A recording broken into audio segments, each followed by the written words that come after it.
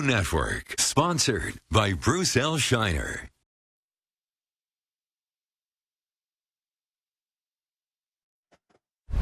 The results are in from this year's Florida Python Challenge. More than 800 people competed.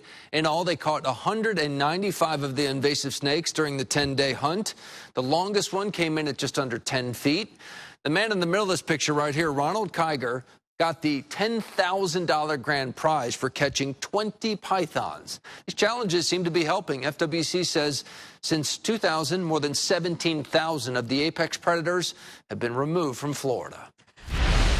Lee County approved plans for a new shared-use path in Lehigh Acres that will stretch all the way from Harns Marsh School to Lehigh Acres Trailhead Park, a 6-mile stretch that will be a big improvement on the half-mile shared-use path right now in the area.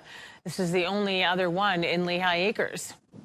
It's very important to have places people can go and walk their dogs and just enjoy the outdoors and nature. You can walk, ride your bike here. The plan is expected to cost about $14 million. The state is putting up $4.4 million, and the rest is coming from your tax dollars. Construction is set to begin late this year, and it should be open for people to walk and bike in the fall of 2026.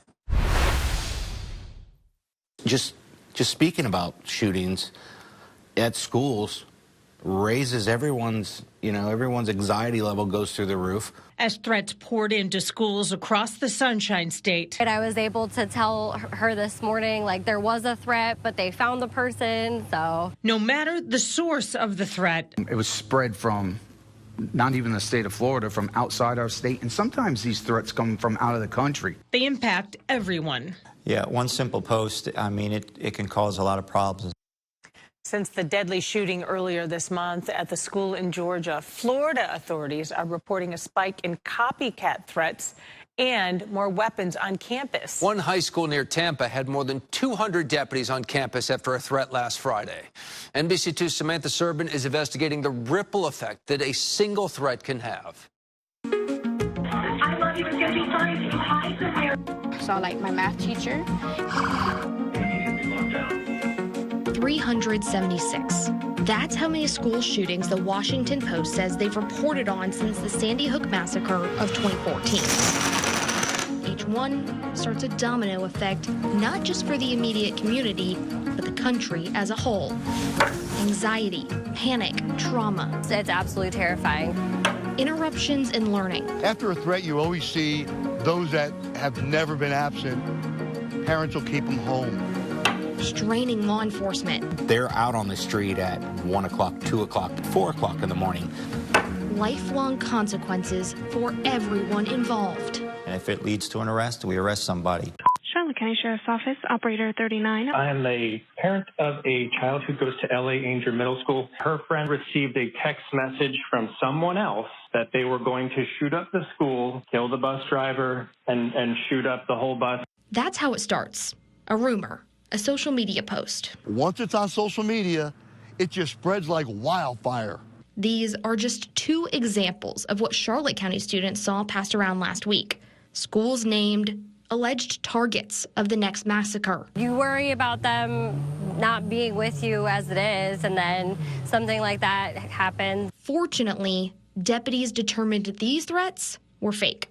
Nonetheless, the domino effect began. Being able to learn while being anxious about something possibly happening, it's very difficult. Almost an anxiety, fear, panic type effect. William Gorman is the school resource officer at Charlotte High. He says the kids aren't the only ones feeling this way. Parents panic too. Where am I sending my kid? What's going to happen? How real is this threat? As that fear takes over, one question is front of mind. So did they go today? Yeah. Yeah, and that was a really tough decision. A week-to-week comparison of attendance rates in Charlotte County schools showed district-wide attendance fell 2% after threats swirled online this past week.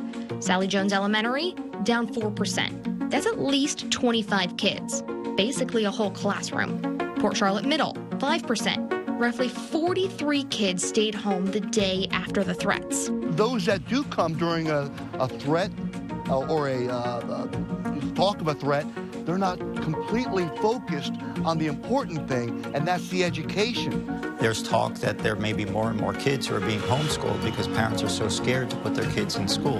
And beyond the classroom, What I'm going to do is I'm going to go ahead and get this out to our resource officers as well as the deputies that are working right now, okay? a single threat can take dozens of deputies off the streets.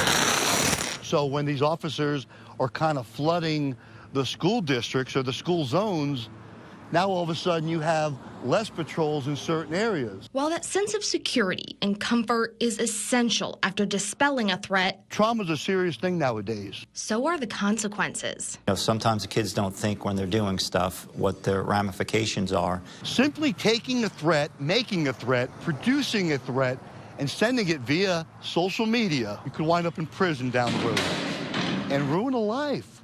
We all need to come together and kind of educate these kids on the proper channels. Mike here is a guardian in Charlotte County, one of many with prior law enforcement experience in a traumatic event of his own. I retired from the Connecticut State Police, and I was with the agency in 2012 when the incident happened at Sandy Hook. He hopes the visual presence alone might deter the next threat and create a safe, secure learning environment. Hey, we're here. You go in there and learn. Let us worry about the threats, the investigations, and for you to feel safe in your school. We're going to take care of that. One of the biggest takeaways is we have to limit sharing these alleged social media posts online. Not only does it exponentially increase the fear factor, but it makes it just that much harder for law enforcement to track down the original poster. In Charlotte County, Samantha Serban, NBC2.